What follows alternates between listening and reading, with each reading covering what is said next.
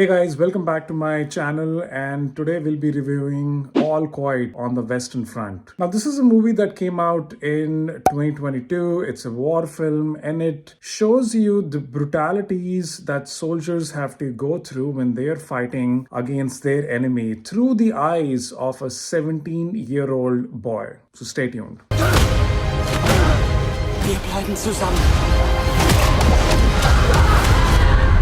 Let's talk about the plot of this movie. World War I is happening, and this happened between 1914 to 1918. There is a young soldier by the name of Paul Baumer. He is 17 years old, and he enlists in the German army along with three of his friends. It's all about to start right then, because when he and his friends go to the Western Front, which happens to be in the northern France area, they're initially very excited because in their mind they'll be able to conquer and win this war pretty soon, and all the four friends will be able to get to Paris and have fun. But that doesn't happen because the reality of the war starts to settle in. There are brutalities, there are dead bodies, soldiers are getting killed, and it becomes a moment of survival for 17-year-old Paul Baumer. And in the parallel, there is a peace treaty by the name of Armistice. That is the peace negotiation that's happening in the parallel to end this war. All Quiet on the Western Front is making a lot of news and headlines these days. And interestingly, because the movie won 4 Oscars at the 95th Academy Awards, and these 4 Oscars were for the Best International Feature Film, Best Original Score, Best Production Design, Best Cinematography, and these were 9 nominations in total. But did the movie really do well in all the 4 different categories? So that's what we'll be reviewing today. Now let's start to analyze the film now, and I can tell you that there couldn't have been a better time to release this movie, and it's pretty obvious because there is a current war that is happening between Russia and Ukraine. So the movie definitely has a message of anti-war. I do want to tell you that this movie has been based on a book by the same title by Erich Maria Remarque. He is the one who wrote this book, and the movie has been adapted from it. Now, when the movie starts, in order to just set the stage, you're not immediately seeing these 4 young kids that are immediately going to go and enlist in the army. The director or the storyteller is trying to now set a stage by showing you a very deep, dark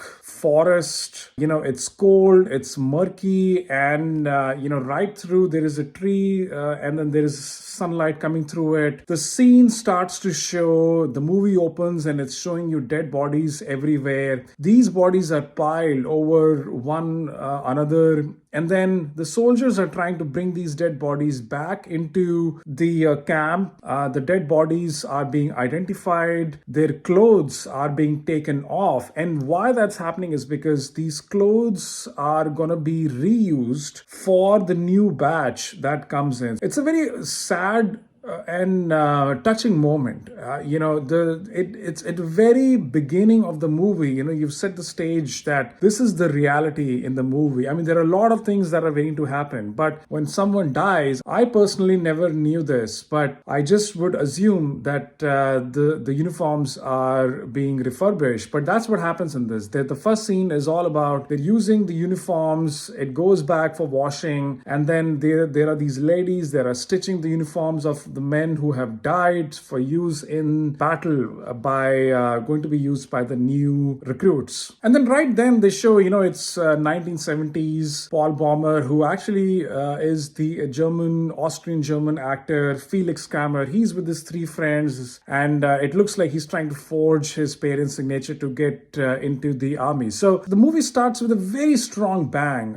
You're not looking at Germantown and, people gathering in to get in the army. It's telling you right there in the beginning. That really caught my attention. I was hooked onto it. I just couldn't take my eyes off as to all the dead bodies that were there, their clothes being taken off, washed, and these ladies are stitching them for other people. And it was just like, oh my God, why are they even doing it? But this is war. They have to cut costs. They have to do the best they can. And maybe this happens in every country that goes to war. So once Paul with his friends, and he's in this truck, and he's now gonna go to the Western Front, which I mentioned is this area in northern France, and there are trenches that are set up by the German army, and the German army is fighting the French army. The next scene is all about Paul, who's a young guy, and he comes into this battle scene now, and that's where the reality is gonna set in. So these are trench warfares. They are kind of dug on the ground in a way that you can find bunkers, you can have an advantageous spot to actually shoot your enemies. So this is very common, used to be common back in those days. And then also you see a lot of wooden things that are arranged in a way so that the army takes its time to come to you. But this trench is cold, it's dark, it's murky, there's a lot of water that is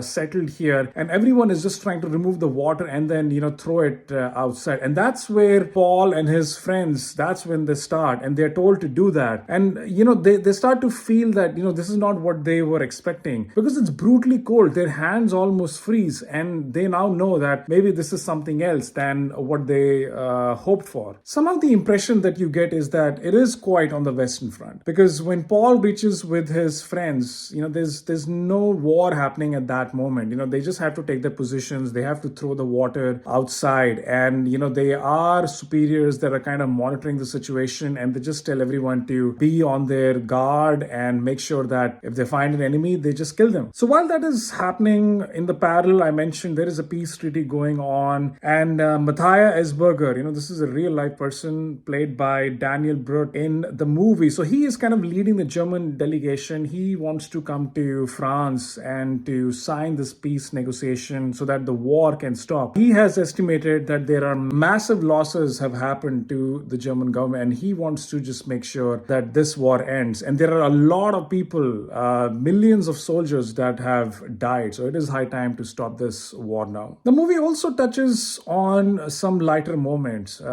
Paul makes friendship with a senior soldier. He goes by Cat. He's illiterate and he's cobbler in real life, but now he's a soldier. And, they're stealing goose. They're going to different farmlands. They're trying to have a good time. So those moments are also shown in the movie. It's not about that it is, very serious. Yes, there are instances, and we'll talk more about it, but there are also some lighter and funnier moments in the movie that have been shown. In one scene, you will see that all the friends are camping. Franz Müller, one of the friends of Paul, he's able to approach some French ladies, and he ends up going with them. And when he comes back, he gets a scarf as a souvenir from them. So there's a lot of stuff going on at the camping. It's fun, it's a party time, but also preparing for the imminent war with France. Now on the German side, there is General Friedrich. This guy is, owing to his stature, he is tough. He is a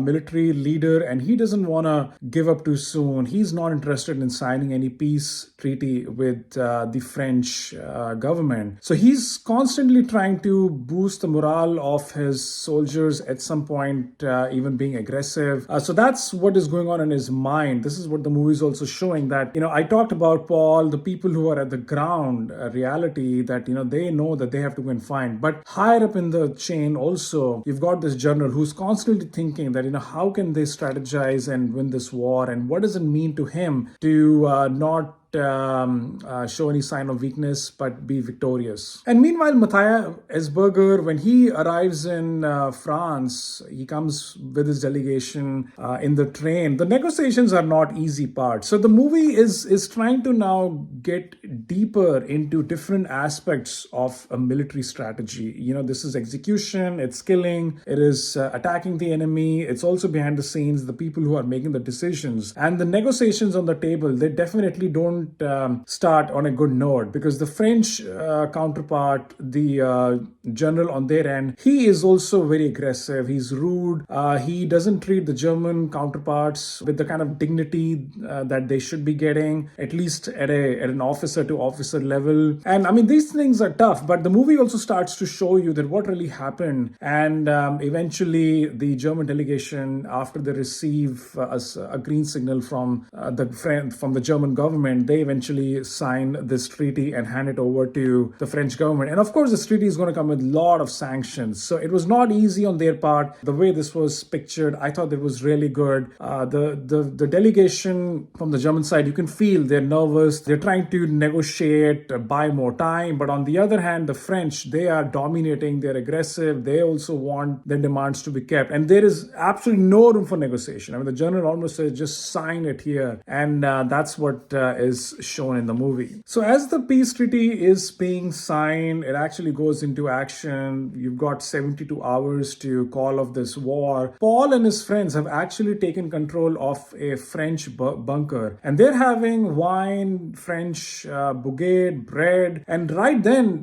they start to feel the earth is shaking. They all leave the bunker immediately, and this is happening because the French army is now sending its reinforcements. It is also sending tanks in order to do a counterattack on the German army soldiers. Now, this is where it's going to get very interesting now. So far that I've been trying to tell you, it was all about at a basic level as to the war that's happening, strategy planning by the top decision makers, and Paul and his team also trying to clear the trench and trying to inch farther and farther. But when Paul and his team is actually in the bunker of the French army, and then they go out, they actually see these tanks coming, and these tanks have the power to blow away everything. I mean, you can actually see the faces of people getting blown away, bridges are getting destroyed, and people are actually getting crushed. Their skulls are getting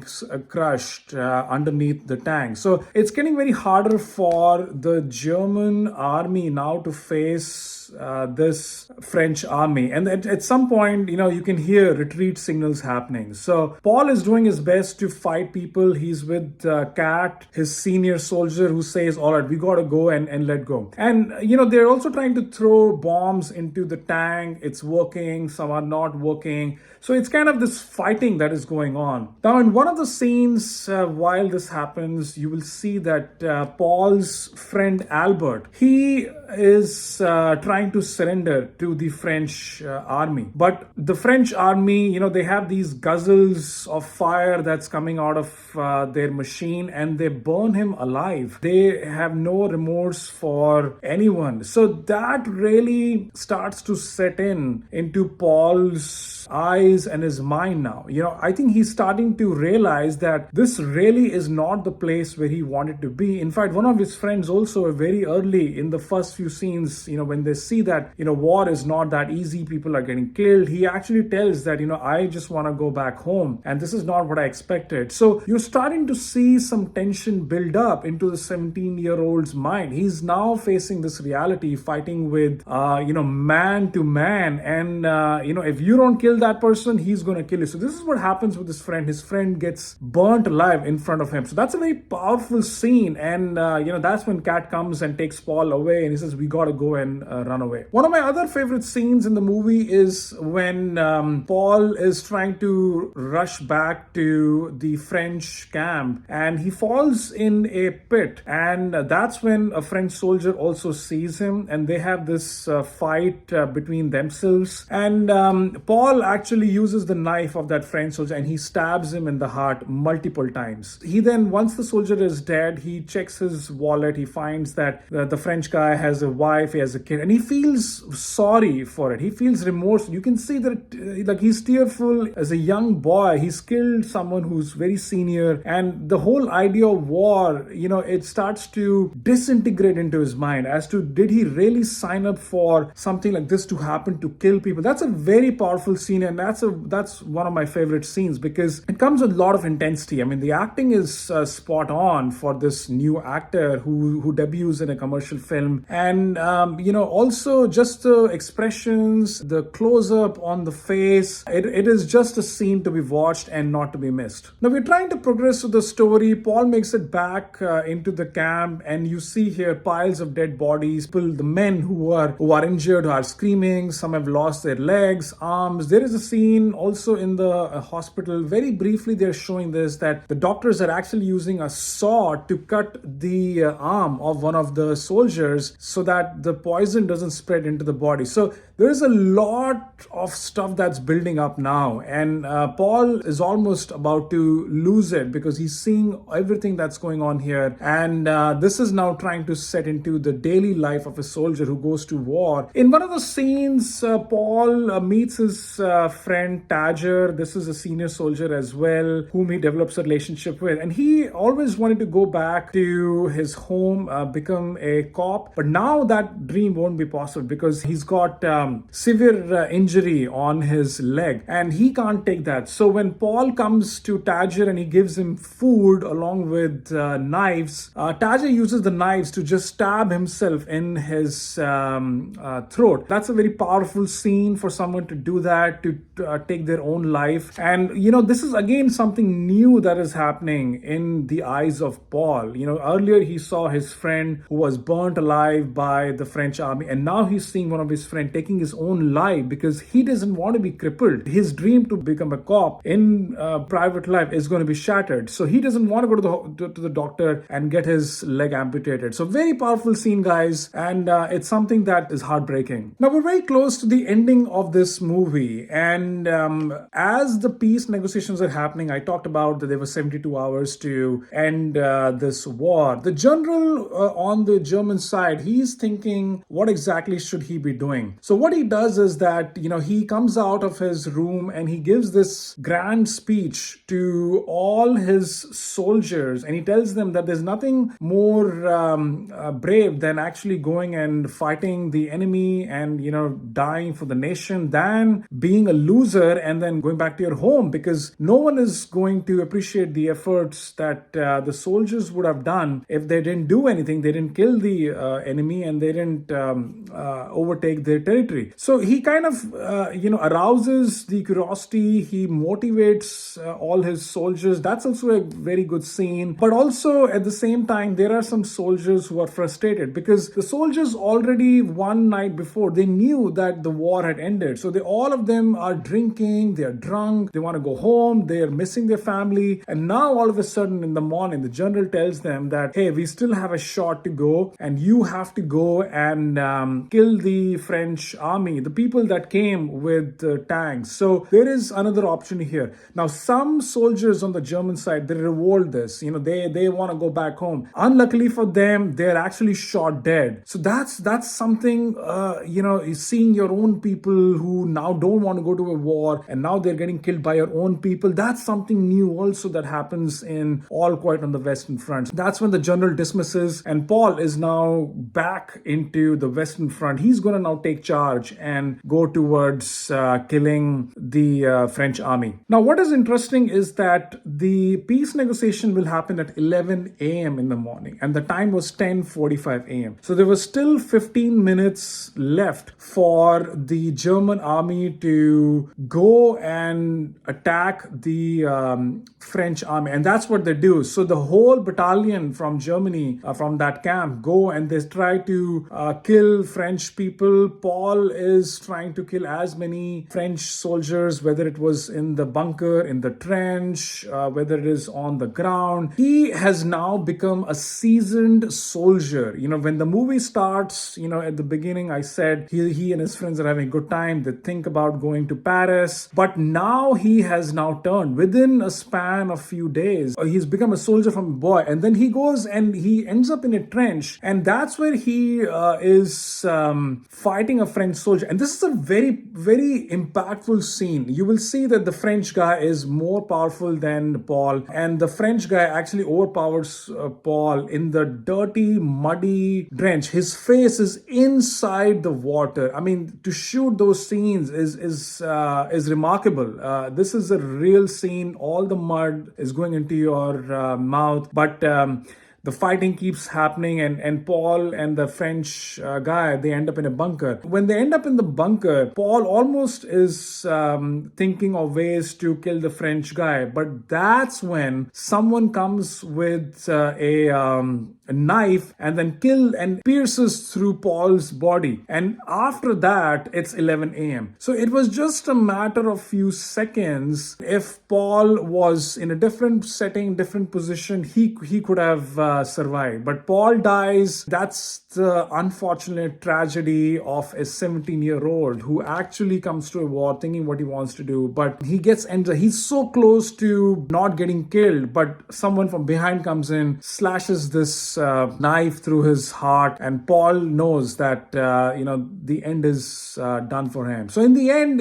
when someone comes to collect the dog tag, which is a tag every soldier wears, that person does not take the tag from Paul. So his record of whether he is dead or not is never recorded in history. So that's how the movie ends, guys. This is a war story about a experience of a 17-year-old boy who turns up into soldier and ultimately dies. So the whole narrative, the whole experience is through his eyes, and that's what All Quiet on the Western Front is. And interestingly, for Germany to move few inches, I was talking about this earlier, they lost so many men, and there really was nothing that they could do because they just got overpowered by allied forces of France and other nations participating in this war. Now, I walked you through the entire story now. Now it's time to actually wear the hat of a reviewer and trying to now piece together and summarize whether this movie makes sense for all of you, and what kind of rating will I give to All Quiet on the Western Front. So this movie, I can tell you guys, it gave me goosebumps. This movie might look simple because it's not a complex movie. It's just one spot where they did all this filming, they made the sets, they had thousands or hundreds of extras, they had 10 to 15 people in the lead role, and it seems like it is an easy movie to execute. But in totality, if you see, a war is not just about wearing clothes or, just running from one place to the other, bombs are exploding. It is the totality of how do you summarize a war in one scene. And I think that's what separates this movie from other movies like Dunkirk, Saving Private Ryan, is that in spite of not showing everything at a very grand scale, it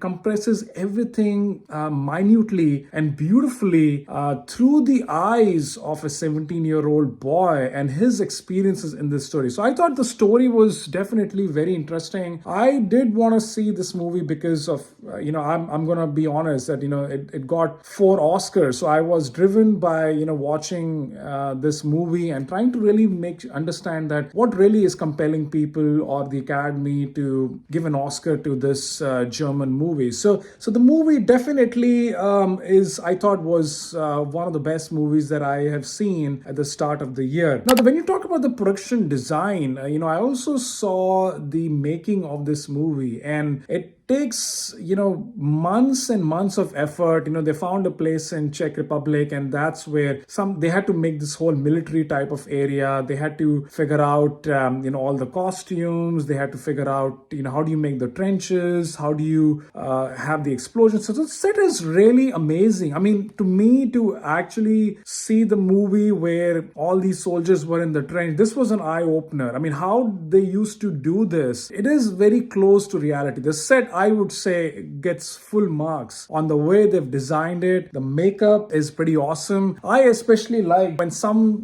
Paul would fall into water and the dirt on his face would dry. It's even paying attention to these minute details can go a long way. So I think the team, the makeup team, the prosthetics, you can see those limbs that are soaked in blood and everything. It really was a great effort, I must say, to do and pull off this thing. When it comes to the score of this movie, at every moment of the time, I mean, you are going to be hearing the music, the notes in the behind. That music does set the tone of this movie. There is a creepy sound that I do remember. Da, da, da. Da-da-da. Initially, I felt, how does this fit here? But when you see the whole movie, you get to know that depending on the mood of the soldiers, of the Paul, of the situation, that's when this is fitting. So the music also was standing out. It was not that settled that it is in the behind. You're just focusing on the actor. You cannot miss the music. That's special about the original score that actually got an Oscar for this movie. When it comes to acting, definitely it's very natural of a 17-year-old. The actor Felix Kramer, he's 27-year-old, but he acts a 17-year-old boy, and his face is like baby face. Acting is natural, his expressions, his dialogue delivery, and I mean there was no room for funny acting in this movie, except for some places where I mentioned that Paul was trying to loot this geese and trying to make meat out of it. But other than that, it's a very intense movie, and for a young actor, for a first timer who's working in a commercial movie to do that, I thought his acting really stuck out for me. I was impressed by the young boy who was very focused and steady in the role. I mean, you can see that he, as I mentioned, he grew in his character. Went from a 17-year-old boy to a 17-year-old soldier. So Felix really does that. I really enjoyed his acting, and so were the other actors too, who did compliment him in pulling off the acting overall for the movie. The execution was great. Edward Berger, the director of the movie, I mean, certainly, this is a movie that has come out at the right time. The message is clear. It's all about anti-war. It's not about war. It is all about, why do you want to get into war? When you know that, these are the repercussions that will come out. So governments, people, society, soldiers, you, me, we all have to understand that a war is not the solution to everything. So I thought that Edward Berger did a phenomenal job with this movie. This movie is for the time, and I thoroughly enjoyed the direction, his storytelling, right from setting the stage to the end, where I did not expect at all that Paul will actually be killed in the movie. I just thought it was going to be just a peace treaty. He's going to go home and end of story, but that doesn't happen. So the reality is there, and it was executed flawlessly. It actually made me feel that I was inside the movie, and I was with the soldiers, and I was in those trenches, dungeons, and I was there where this fighting was happening. It was that authentic and real. I talked about even the dresses and all, makeup, everything is very authentic about this movie. You never feel that there are some corners that have been cut. It just really wins your heart as you watch through the movie. One last thing that I want to talk about is the cinematography. So this movie has got an Oscar for the camera work. James Friend, who was a cinematographer, he has beautifully captured the close-ups of Paul a number of times in this movie. And I think that goes beyond saying, because how do you capture someone's expressions when they're turning from a 17-year-old boy to a 17-year-old soldier? The way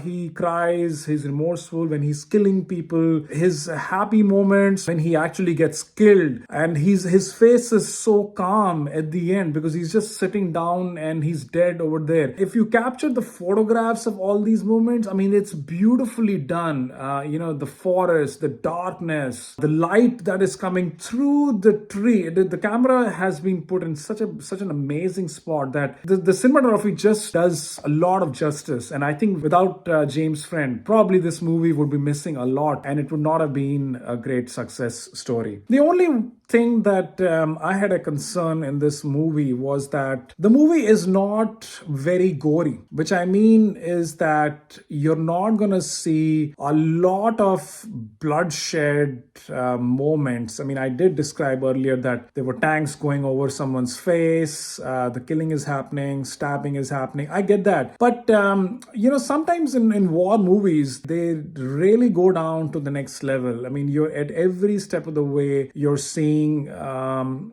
someone getting killed, knife pierced to the eye, chest, maybe in the mouth. Someone lost their arm right there, their legs, limbs, all quite on the Western Front.